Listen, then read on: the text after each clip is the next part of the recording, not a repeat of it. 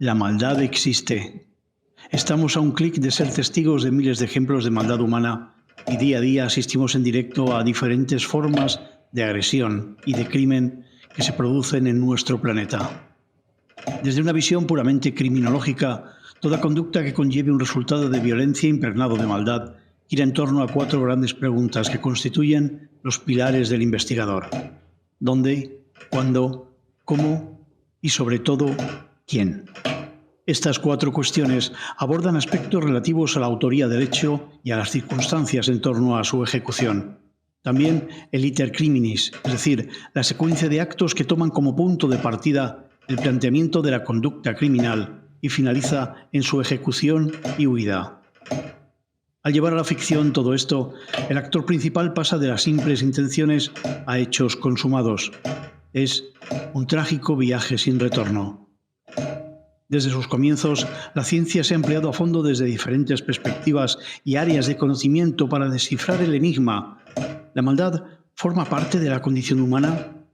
¿Se nace con ella? ¿Lo heredamos de nuestros ancestros o simplemente se trata de una conjunción de casualidades entre el código genético y nuestra experiencia personal? La genética, la neurociencia, la psicología, la biología, así como las ciencias del comportamiento, han abordado infinidad de teorías que han permitido, en muchos casos, acercarnos a la respuesta de una de las clásicas incógnitas de toda investigación criminal. ¿Por qué? Es precisamente la criminología como ciencia la que permite responder al dónde, al cuándo, al cómo, al quién y, finalmente, al por qué. Hoy les invitamos a ver, a escuchar y a pensar en clave criminológica y convertirnos todos en intrépidos viajeros y visitantes de uno de los ecosistemas más fascinantes del mundo, el océano. Allí, el agua, la sal, el oxígeno, las corrientes y los vientos, junto a seres vivos e inertes, se convierten en testigos del aterrador silencio de uno de los grandes depredadores, el gran tiburón blanco y sus malvadas motivaciones. Esto es, señoras y señores, Memorias de un escualo, una historia criminal basada en hechos reales, con la magia de la música de Astor Piazzolla.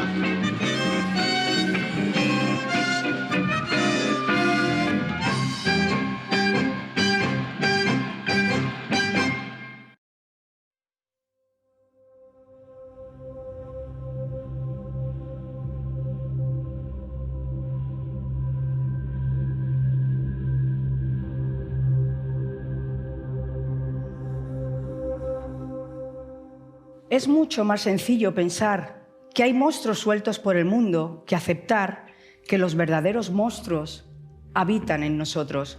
De esta manera, tratamos de minimizar nuestra capacidad para hacer daño a otros porque nuestro raciocinio busca a esos malvados entre los demás, quedándose nuestra conciencia más tranquila.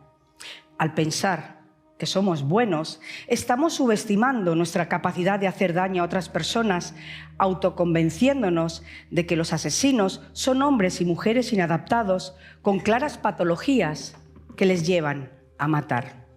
Sin embargo, en la gran mayoría de los casos, estos crímenes los perpetran personas que, hasta ese día, nos parecían absolutamente corrientes, adaptadas socialmente y con apariencia de ser bondadosas e inofensivas.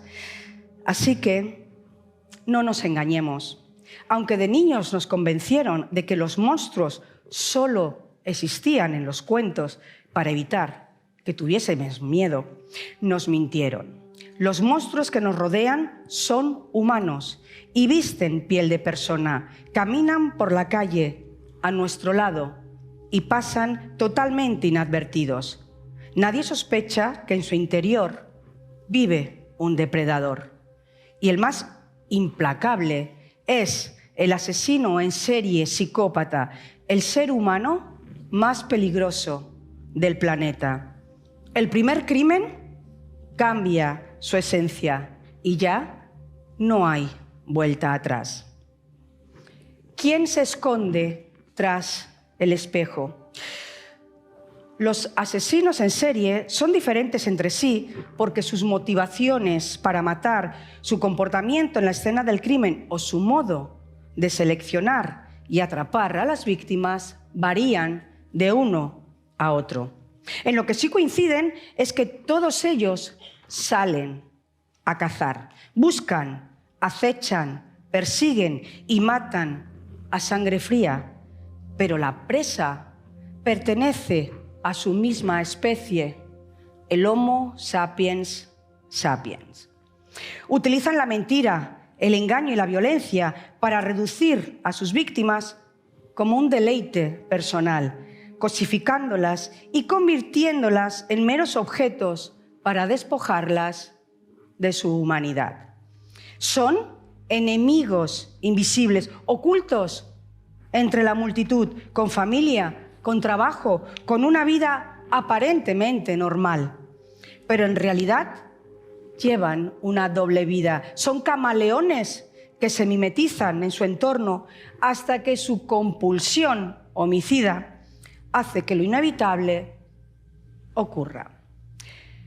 El asesino en serie huye del anonimato y del tedio que le rodea, busca su propia individualidad, incluso ser otra persona, y lo consigue a través de sus brutales crímenes que le hacen diferente del resto de los ciudadanos, siendo por primera vez alguien importante, el más buscado, el más temido, el más sanguinario o el más famoso.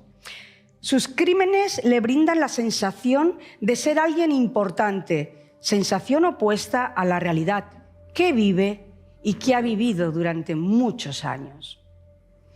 Matar les otorga poder.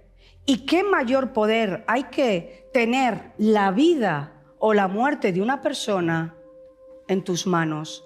Sus asesinatos les sacan de su anodino anonimato y esto les hace sentirse completamente vivos.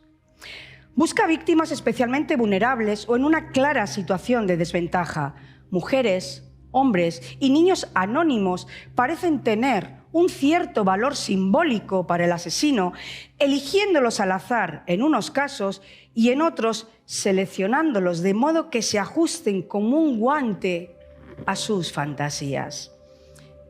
¿Quién puede convertirse en víctima? Solo lo determina la mente de un asesino. Tras el asesinato, vuelve a su enorme y oscura soledad, a la insatisfacción consigo mismo, a la frustración y a esa aparente normalidad hasta su próxima caza, que solo acabará con su muerte o cuando sea detenido. La fantasía que obsesiona a un asesino en serie es la de dominar a otro ser humano. Decidir acerca de su vida o de su muerte le proporciona una intensa sensación de poder a nivel psicológico y físico, lo que convierte a un homicida en un despiadado y letal asesino en serie es que una vez que ha matado a su primera víctima, ese proceso de fantasía-realidad se convierte en una obsesiva compulsión, un bucle letal del que jamás podrá salir. Para ellos y para ellas, matar no es solo una satisfacción, es un mal necesario. ¿Cómo matan? Los asesinos seriales se expresan a través de sus crímenes. Lo hacen mediante el modus operandi y en determinados casos a través de su firma o ritual. Así, su mensaje puede leerse en la escena del crimen, pudiendo hablar de una narrativa conductual. Tienen la necesidad de matar con sus propias manos, sienten gran satisfacción mientras lo hacen. Utilizan armas blancas, objetos contundentes, la estrangulación o la asfixia manual. A su víctima la golpearán, la apuñalarán, la estrangularán o la sofocarán con sus propias manos porque necesitan ese contacto físico para excitarse. Para un asesino en serie, el crimen es como un ritual. El método en sí forma parte del placer y de la muerte. Es el clímax que ansiaba desde el momento que comenzó a fantasear con su primer crimen. Matar les produce un intenso placer, pero es efímero. La fantasía que se ha generado en su mente es muy intensa, pero la muerte de la víctima sigue siendo un proceso físico que no se puede alterar, de modo que es mucho más corta en el tiempo, aunque algunos de ellos intenten prolongar y retrasar el momento del deceso lo máximo posible.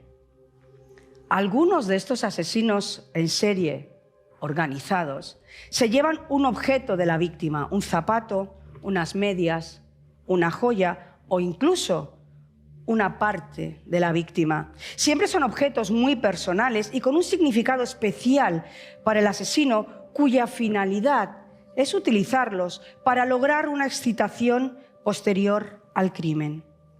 Los trofeos y souvenirs les permiten revivir cognitiva y emocionalmente el momento del crimen. Pero, ¿qué les impulsa a matar a sus semejantes? Independientemente de los motivos que les impulsa a matar, existe una razón primigenia. El asesino en serie quiere ser otra persona, quiere ser capaz de influir de manera decisiva y brutal en su ambiente para obtener de ese modo una nueva identidad. La motivación a veces es el sexo, otras veces no. El poder siempre lo es. Los gritos de las víctimas mitigan su dolor. El acto de matar les hace sentirse intensamente vivos. Lo que sienten después no es culpabilidad, tampoco remordimiento, sino decepción y frustración. No ha sentido lo mismo que en sus fantasías y se autoconvence de que la próxima vez todo será mucho más perfecto. Así, cuando decide arrebatar otra vida, planifica detallada y obsesivamente cómo seducirá a su víctima, qué arma empleará, por dónde empezará a cortar o con qué la estrangulará. Lo que excita a un asesino en serie es el sufrimiento y el dolor de otro ser humano. Y para él cada víctima significa un logro, un placentero estímulo que se va disipando con el paso del tiempo, dando lugar a una nueva compulsión para un nuevo crimen. En el caso de los asesinos en serie, no es suficiente con averiguar qué es lo que les impulsa a matar la primera vez, sino qué les motiva a matar una y otra vez. De modo que la pregunta que debemos hacernos es: ¿qué consiguen al matar? ¿Poder? ¿Control? ¿Venganza? ¿Lealtad? ¿Lucro? ¿Terror en la sociedad? Sin embargo, la motivación más persistente es la de obtener gratificación sexual, de modo que las conductas llevadas a cabo con la víctima casi siempre llevan implícitas su sufrimiento. Ella sufre, él disfruta. Muchos de ellos se consideran víctimas y su violencia es consecuencia del maltrato injustificado al que han sido sometidos de niños. Se va generando ira y odio en su interior y terminan matando por algo que esas personas han hecho o por lo que las víctimas representan para ellos. Culpan a los demás de sus comportamientos para así justificar sus crímenes. El dominio ejercido sobre las víctimas hace que en su interior ya no se sienta una víctima, sino un letal asesino, al poner en práctica sus fantasías que implican la creación voluntaria de otra realidad. Nadie nace siendo un asesino. El asesino en serie se hace a sí mismo a lo largo del tiempo, a partir de la interacción e influencia de diferentes factores genéticos, biológicos, psicológicos, neurológicos, sociales y ambientales. La respuesta debemos buscarla en la suma de esos factores innatos y las experiencias o traumas vividos en su infancia y en su adolescencia dentro de su ámbito familiar, escolar y su entorno social. Y del conjunto de todo ello dependerá la intensidad y el control de su agresividad y de su violencia. Los letales psicópatas seriales no están locos. Según los cánones legales y psiquiátricos, así lo afirman. Sus actos no son el resultado de unas mentes trastornadas, sino de una racionalidad calculadora combinada con una incapacidad escalofriante para tratar a los demás como seres humanos pensantes y sensibles. Y es que la falta de empatía es la que alimenta nuestra crueldad.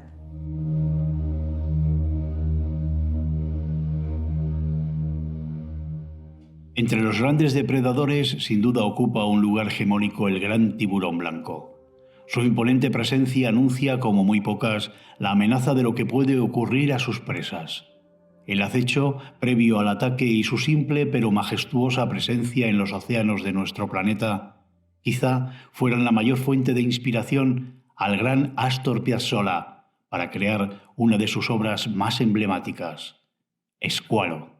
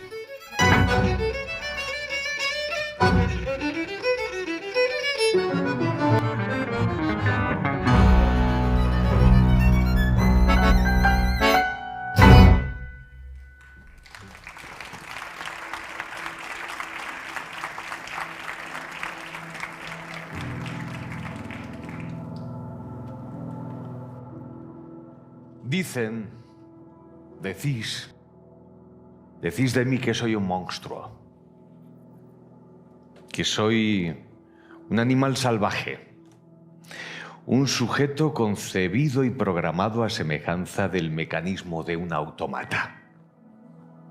Un elemento inanimado carente de valores y sentimientos.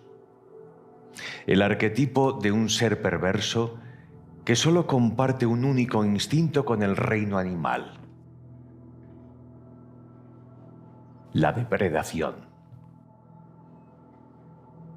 Como el resto de los humanos, soy el resultado de la fusión de 2 pares de 23 cromosomas que constituyen la herencia biológica de mis padres y por ende la de mis ancestros.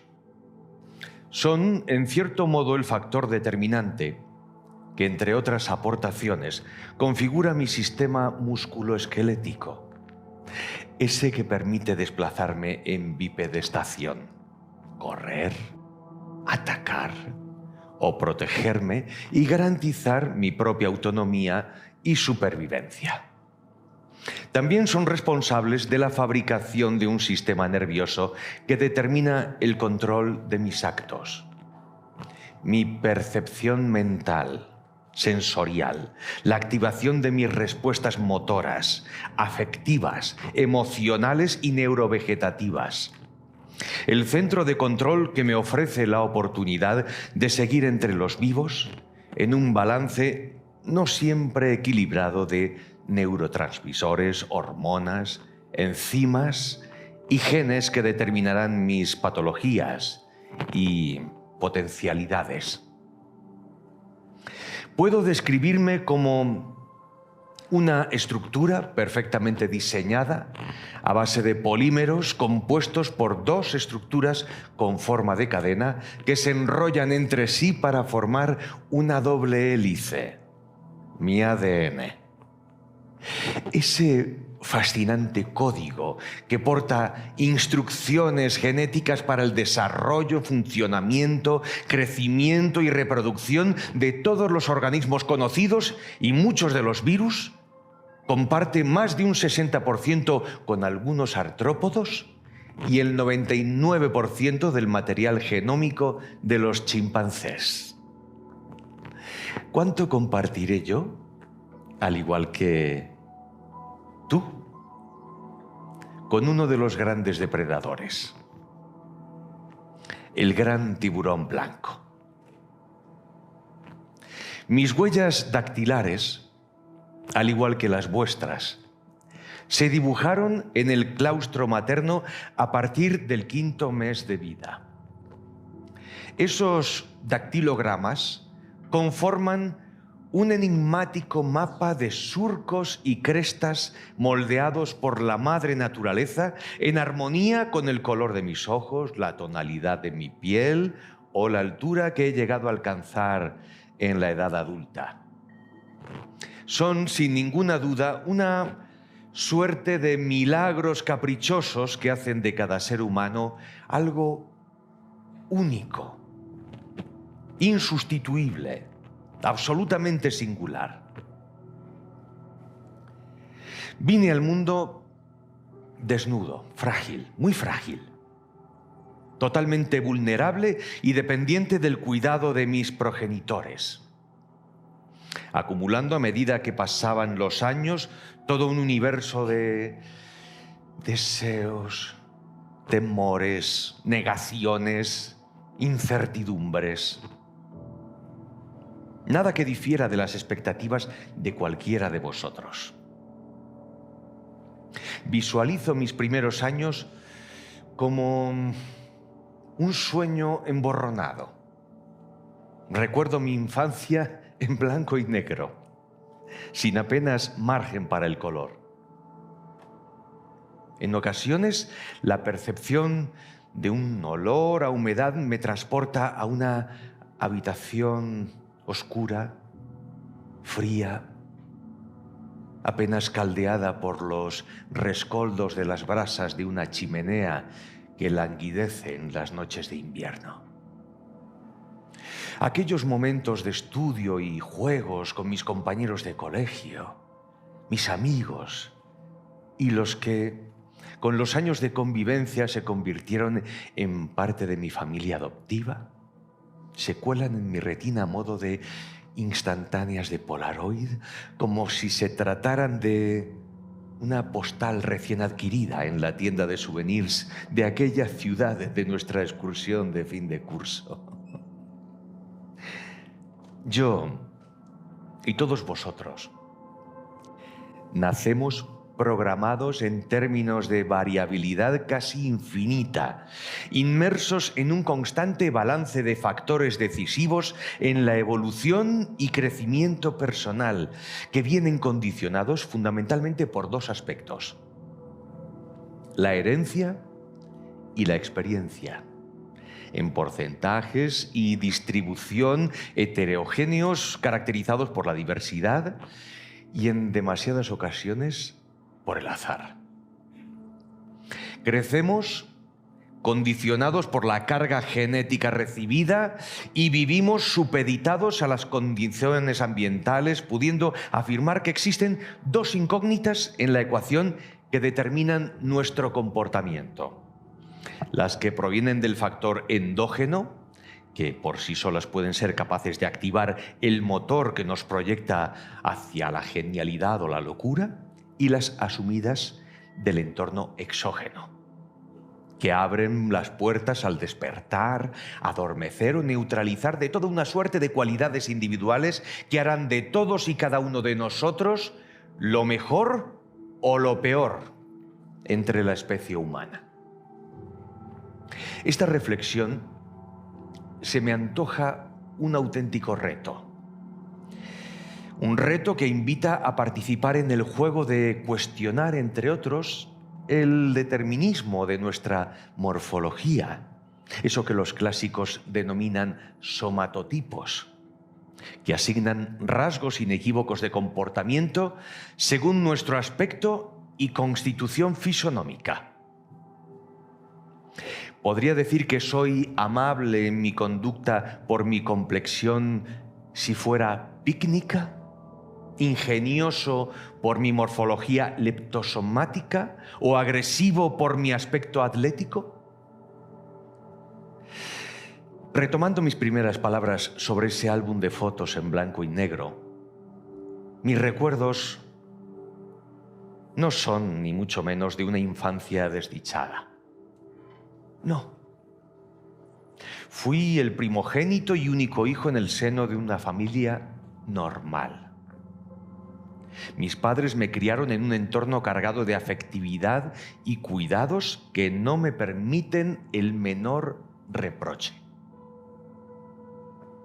Se me procuró una educación exquisita que compaginaba la formación académica en el colegio y más tarde en la universidad con otros aspectos de excelencia complementarios que perseguían enriquecer mi acervo y hacer de mí una persona predestinada a la perfección. Pero como a muchos de vosotros, los planes no siempre salen bien. La hoja de ruta sufre interferencias y el fin del viaje desemboca en tragedia.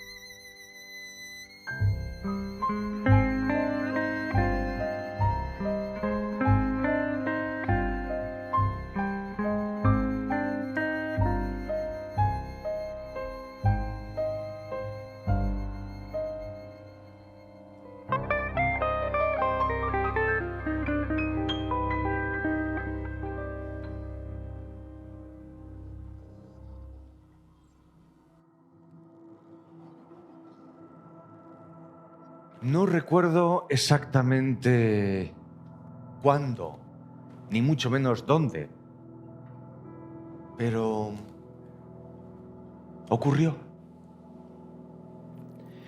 En algún momento surgió en lo más profundo de mi mundo interior una necesidad, una pulsión irrefrenable que al principio se manifestó solo en ideas, fantasías, pero que con el transcurso del tiempo se transformó en actos materiales, en una desenfrenada carrera hacia la oscuridad y el sufrimiento de mis víctimas. O si me permiten ser sincero, más bien debería decir mis presas. Existe una obsesión recurrente en nuestra sociedad para encorsetar a las personas y establecer determinados clichés, auténticos diagnósticos que hagan asumibles al ideario colectivo lo que en realidad son conductas extraordinarias e insoportables. A ese respecto, debo reconocer mi debilidad por el método científico y decidí tomarme la molestia de buscar en mis niveles de testosterona, adrenalina, cortisol, serotonina, prolactina y en más de 50 aminoácidos alguna diferencia con los valores medios del resto de la población, algo que explicase mis pulsiones. Y puedo afirmar que no aparecieron desviaciones significativas en ninguno de ellos.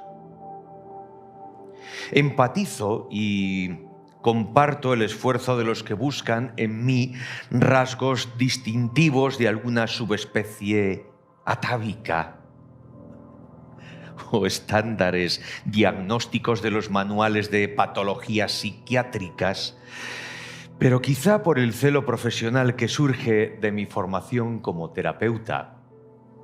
Lo cierto es que no consigo identificar mi personalidad con ninguna de aquellas. Tampoco el TAC que me practicaron en mi tardoadolescencia para buscar una causa plausible a las migrañas que me atormentaban a diario reveló alteración alguna en el lóbulo frontal, ni halló evidencias patológicas en la morfología y tamaño de la amígdala. Es decir, soy normal, como los demás, como vosotros. ¿Es decepcionante? Respecto a mi entorno, nada que no sepáis. No identifico traumas ni influencias nocivas de mis progenitores, ni mucho menos de mis iguales, que han hecho de mí el ser abominable que decís que soy. Carezco de identidades y experiencias subculturales que asocien mi comportamiento a estándares de grupo con tendencias criminógenas. Reconozco que esa mezcla de curiosidad y sentido cívico sirvieron para proporcionarme una forma de apaciguar mi conciencia, buscando el origen del mal para alcanzar el consiguiente remedio. Pero los intentos fueron igual de infructuosos en un intento estéril de redención personal. En otro orden de cosas, llegados a este punto, debo reconocer que esa curiosidad jamás me ha supuesto obstáculo alguno para inhibir mis impulsos. Mucho menos arrepentirme de los ya consumados.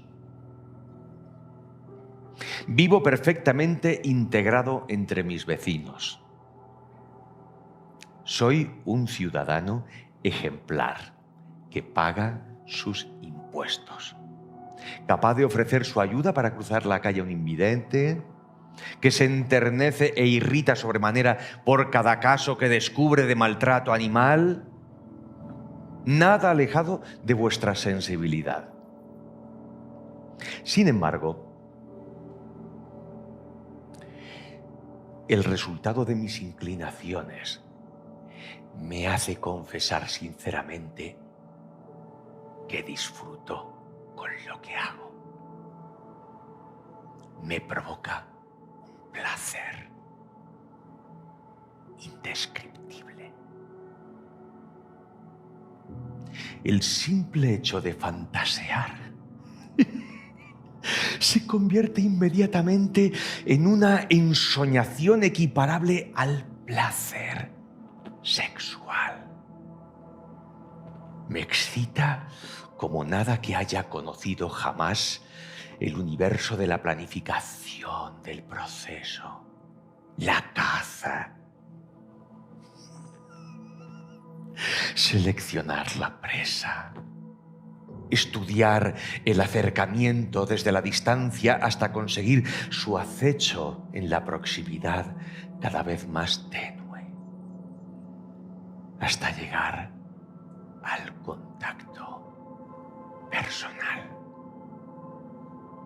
El momento del ataque, la ejecución final y, posteriormente, la huida. A diferencia de los depredadores que abundan en el reino animal, y asumiendo con sinceridad la inmodestia, concibo mis actos como auténticas obras de arte. Lo cual me permite reafirmarme como sujeto dotado de un poder y habilidad al alcance de muy pocos.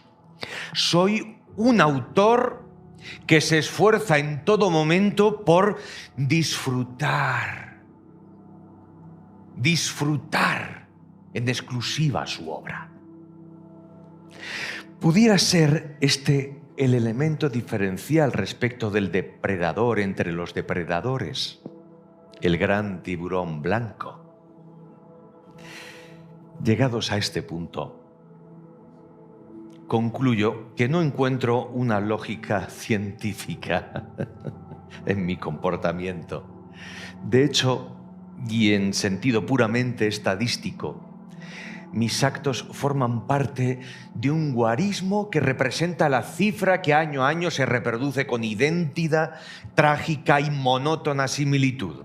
Es el cardinal que refleja las tasas de agresiones sexuales y homicidios de las calles, vuestras, pero también las mías. Comparto casillero con otros que, al igual que yo, causaron un daño irreparable a otro semejante, pero a diferencia de la mayoría de aquellos, a mí me gusta. Disfruto. Y no me he arrepentido ni un solo instante de lo que he hecho. Y no lo dudes. Si tengo oportunidad, lo volveré a hacer. Lo volveré a hacer. Y respecto al monstruo, ¿qué más puedo decir? Estoy convencido de que aquel día y en aquel lugar surgió, sin más, desde lo más profundo de mi conciencia. Y desde entonces ese acompañante oculto me sigue en mis sueños y también en los momentos de vigilia, convirtiéndose en el perfecto compañero de un viaje hacia lo más alejado de la condición humana.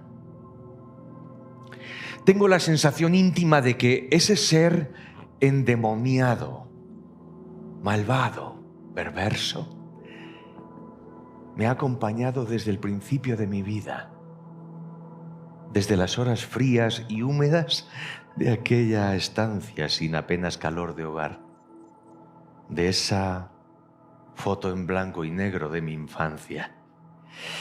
Y creo, sin temor a equivocarme, que es idéntico al que lleváis vosotros, al que llevas tú, querido amigo, querida amiga, ese que Ojalá, espero y deseo sinceramente que jamás llegues a conocer.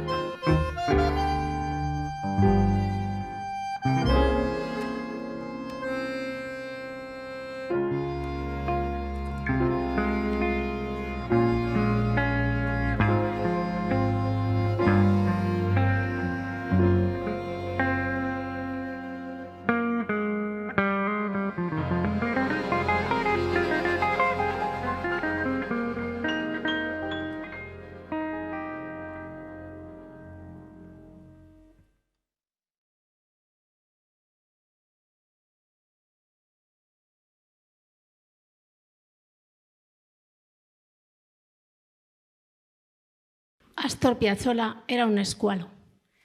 Su afición por cazar tiburones en Punta del Este le llevó a ser uno de ellos, aunque en su esencia siempre fue un gran blanco.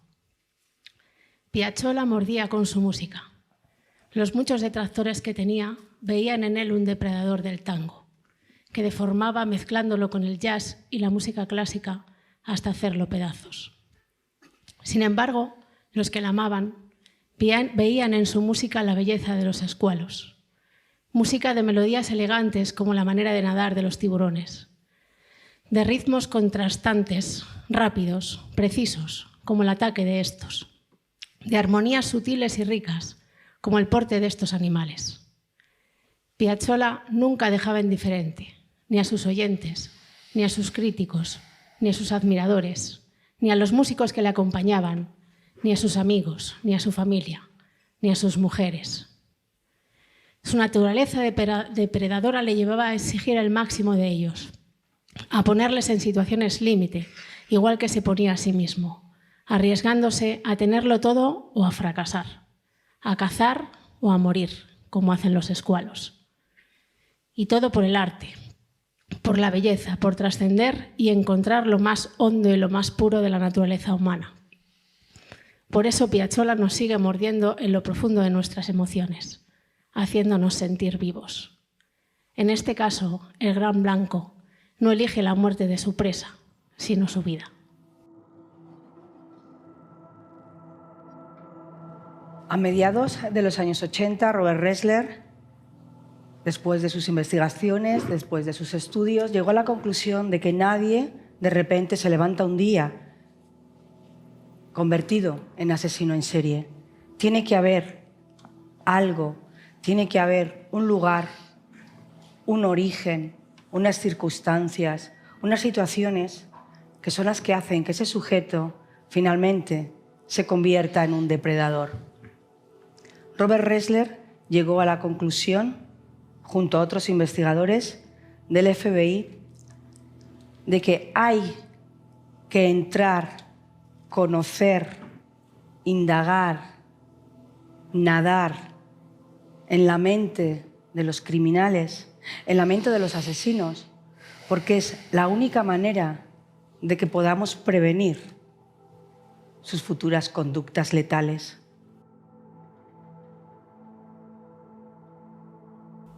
Para mí, algo importante para comprender el poder de la interpretación de Anthony Hopkins en El silencio de los corderos siempre fue su procedencia del teatro. Anthony Hopkins fue descubierto, digamos, había tenido ya actividad teatral previa, pero fue descubierto por el Gran Teatro Inglés, por Laurence Olivier, en 1965. Y le invitó a unirse al Royal National Theatre en aquel momento, creado por el mismo Laurence Olivier. Y yo creo que esa profunda tradición teatral que él absorbe desde el primer momento le permite, en este momento de su vida ya avanzado, ya maduro, crear con esa precisión, esa limpieza y esa pulcritud ese personaje, en el que encontramos una expresión corporal perfecta, una recreación de un mundo sonoro y vocal extraordinario, que yo creo que solo alguien formado en la precisión de la lengua de Shakespeare, recitando sus versos, sería capaz de hacerlo. Esa manera de decir el fly, fly, fly, fly, fly, ¿no? Ese vuela, vuela, vuela, vuela pajarillo. El cómo utiliza, ¿no?, el mundo sonoro, no solamente las palabras. Pues todo eso yo creo que le ayuda profundamente y hace posible que Anthony Hopkins recree este maravilloso personaje de esa manera tan impactante y tan precisa. Luego hay otra cosa que me lleva a esta pulcritud que tiene él en el personaje, y es a la visión del crimen, del asesinato, como una obra de arte que se mencionaba en el texto anterior de Antonio Cela. El crimen, el asesinato, el psicópata como artista. El personaje que interpreta Anthony Hopkins está basado en un personaje real, Robert Maudsley, un criminal inglés que ha pasado más de 40 años encerrado en un psiquiátrico, en un subsuelo, en una jaula de cristal, igual que la que tenía Anthony Hopkins en El silencio de los corderos. Como vemos siempre, la realidad supera a la ficción. Bueno, pues esa es la inspiración. Pero para mí, otro gran criminal que conecta con esta forma de entender el crimen como obra de arte es, por lo menos de los primeros que tenemos conciencia a través de los medios de comunicación de la época, es Jack el Destripador. Es un hombre que se enorgullece de su precisión y al mismo tiempo de su bestialidad. Por eso hay muchas veces que se le ha considerado un médico o un cirujano o un carnicero. Hay algo de recreación, de satisfacción y de culto al crimen, y además otro ingrediente que es muy importante y que está en el personaje de Anthony Hopkins es el sentido del humor, el juego. El cómo en el caso del Jack el Destripador juega con los mensajes que él manda a la policía, establece ese juego y establece cierto sentido del humor macabro en cómo interviene sobre sus víctimas. Y por último, otro componente que nos lleva y que nos dirige hacia la admiración de ese personaje es el otro gran responsable de la maravillosa creación de ese personaje, que es Jonathan Demme, el director de la película. Si os dais cuenta cómo genera atmósferas, cómo coloca al personaje a través de la iluminación de la puesta en escena, cuando lo vemos más adelante en esa enorme jaula, cómo está iluminado, cómo es esa celda de cristal. Se genera un misterio cuando el personaje aparece de espaldas, por ejemplo. Y el director ha conseguido dar también un elemento teatral, volviendo un poco a lo que os mencionaba al principio, en esas maneras en las que el personaje de Anthony Hopkins realiza casi una puesta en escena con sus víctimas, ¿no? En el momento de la jaula, cuando descubrimos después lo que ha hecho con los guardias de seguridad. Y para mí este elemento teatral, unido a la verosimilitud de la realidad, a la inspiración en la realidad del personaje, hace que para mí personalmente sea una de las creaciones interpretativas más potentes del siglo XX.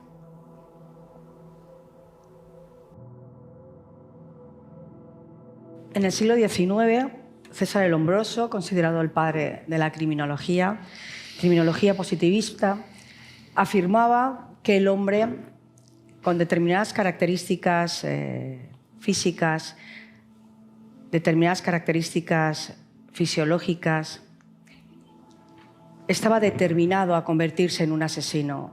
César el Hombroso fue el primero que habló del asesino nato o del asesino cero, aquel sujeto que haga lo que haga es inevitable que se convierta en un asesino.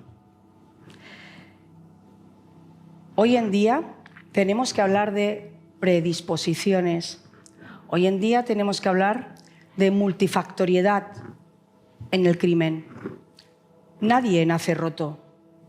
Son otros los que nos rompen. Nadie nace siendo un asesino.